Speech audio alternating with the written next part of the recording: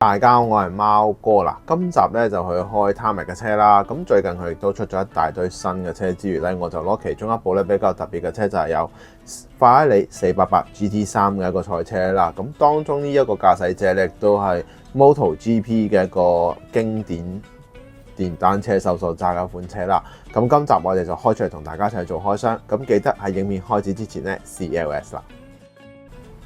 2019年阿布扎比展開咗 Gulf 嘅12小時耐力賽啦，咁呢一條賽道咧，亦都係5.5公里啦，直路以及高速彎非常之多嘅。咁今次喺整體嘅耐力賽方面咧，分別為 Pro 啦、Pro Aim 同埋 Aim 組別嘅。咁駕駛住46號傳奇電單車手嘅 Valentino Rossi 咧，咁其實曾經係9屆嘅 MotoGP 嘅世界冠軍啦。咁今次咧就聯同細佬 Luca 啦，同埋佢長期嘅朋友啦 Alessio 啦，咁一齊去出戰呢個 Pro Aim 組別。咁整體嘅車身方面咧，就用上燒光嘅配色啦，配上墨藍色同埋熒光黃色，非常之搶眼，亦都係 VR46 非常之吸睛嘅一個配色啦。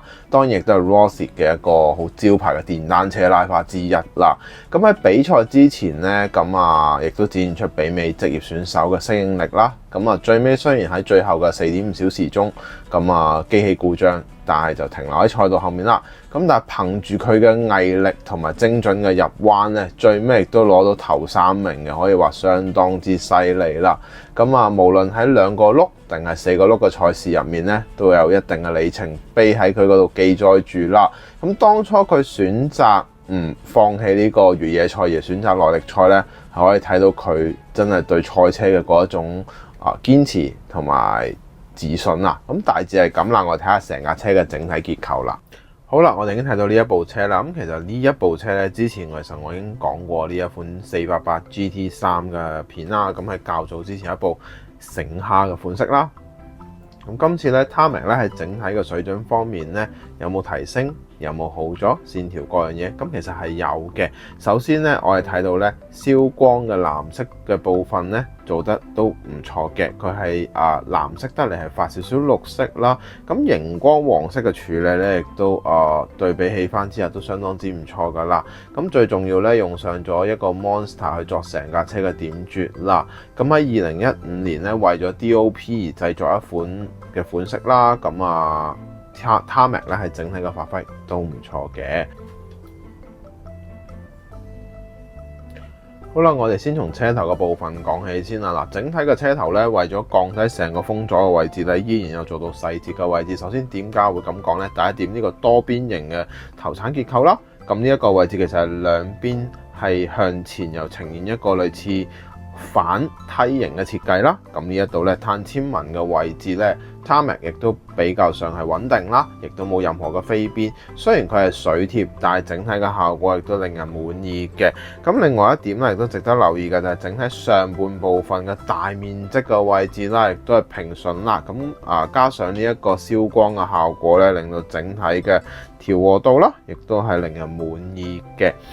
另外啦，當然最招牌呢一部車嘅最核心嘅位置就係頭燈嘅燈杯同埋燈帽嘅結構咧，依然令人亮麗啦。去到今年啦，亦都依然有做一個更新嘅位置，呢啲亦都做得相當之唔錯嘅。46號亦都係 Rossi 最中意嘅一個號碼啦。而喺整體最後嘅小部分啦，我估唔到有個小細心嘅就係頭冚鎖嘅地方啦。喺後面嘅位置咧係有精密咁還原到嘅。呢個咧亦都係令我覺得幾好嘅，可以再進一步，即係佢又有啲進步啦。每樣嘢都有少少進步，少少進步就會有好多唔同嘅地方啦。好啦，嚟到車側嘅部分啦，我哋睇下488 GT 嘅效果咧，基本上整體嘅車型咧，車門嘅位置至中啦，車後面嘅部分較為肥大少少，呢一個係一個完全正確嘅效果嚟嘅。重心亦都較為低啦，為咗減少風阻啦，喺側裙嘅部分係採用咗少少彎曲型嘅設計，呢一度咧亦都有做到啦，令我非常之滿意啦。同埋咧呢一種顏色嘅角度咧，其實亦都講少少啦。呢一隻顏色嘅物料咧係有助喺散熱方面嘅，呢個我都唔知啊，我睇資料先知嘅啫。Tamiya喺呢一個位置亦都係有表達到啦。另外啦，玻璃窗嘅地方呢一個位置嗰個小型嘅通風窗嘅位置咧，係有做足嘅。咁呢啲我哋都睇到啦。咁最後我哋叫做俗稱嘅 CFD 嘅一個進氣系統位置啦，呢一個地方係採用咗多邊式嘅設計啦。咁呢一度咧亦都有做到上色嘅地方。咁啊開窿嘅深度咧亦都我都覺得 OK 啦。不過如果可以再深啲就最靚仔啦。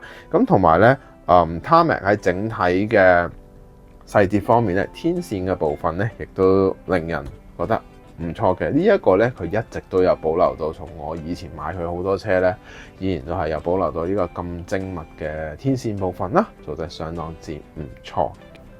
咁嚟到車尾嘅部分啦，我自己比較中意嘅咧就係佢喺後玻璃嘅處理啦。咁你哋唔好成日話佢後面啲位置有陣時候啲膠件做得唔靚，大家睇下呢一個法拉利咧，其實佢啲邊緣嘅疏氣窿位置係做得非常之精緻，同埋個透光嘅感覺咧，依然係俾到你透過後玻璃窗可以睇到引擎嘅結構部分啦。咁呢一啲咧，亦都係有做到啦。咁另外最精彩嘅位置咧，就係呢一隻尾翼啦。咁呢一隻尾翼採用咗一個我哋叫反馬蹄式嘅設計啦。咁呢一個可以話Tarmac寶刀未老嘅一個地方，交足功課啦。咁弧度亦都適中啦。咁最主要咧另外一點就係尾燈嘅位置咧，有啲鐵絲網嘅地方咧，除咗要值得一讚嘅係，估唔到佢嘅細心位係有做到呢一個類似係鎖嘅物體啦。呢個通窿嘅位置依然係有做到嘅。咁估唔到又清晰喎。咁最後一樣嘢啦，為咗帶亂流啦，以及增加下壓力啦，呢一個超級複雜嘅我哋叫做我都唔識講成個迷宮形式嘅效果嘅尾擾流地方咧，都做得 OK， 厚度適中。中間嘅位置又做到還原到向內凹陷嘅位置。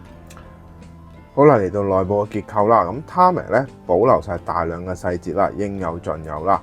第一點我哋睇到咧，中間中控嘅地方咧，即係整體嘅駕駛艙裏邊可以拆除嘅地方咧，有做到拆除之外咧，上顏色嘅地方咧，依然有做到寶刀未老啊。咁最重要嘅地方咧，中控台 panel 個位置咧，我覺得最有驚喜係有埋碳纖同埋啲掣嘅。啲掣嘅顏色位置全部有保留，令我非常之有驚喜。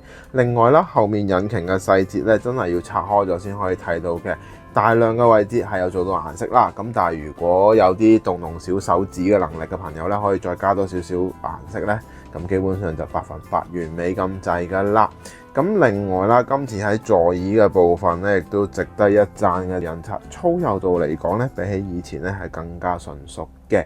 咁最緊要後面嘅隔熱板地方啦，依然都係有做一個一體式嘅銀色部分，相當之靚嘅。咁佢呢一隻金屬嘅銀色咧，令人滿意，有一種都幾重嘅金屬質感啦。到今集嘅可購買指數啦，因為轉盤咧依然係參賽作品入面咁大家將就下啦。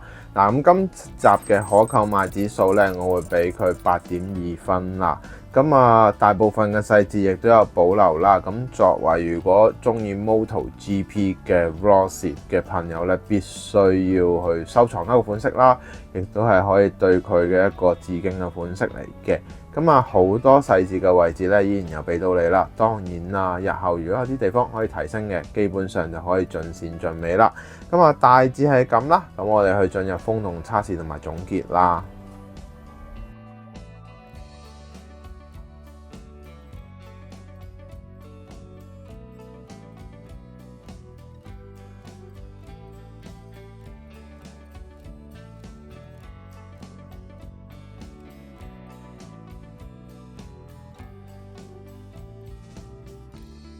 好啦，咁大家睇晒成部車啦，嗱，唔知大家對呢46呢個字有冇一個特別鍾情嘅呢？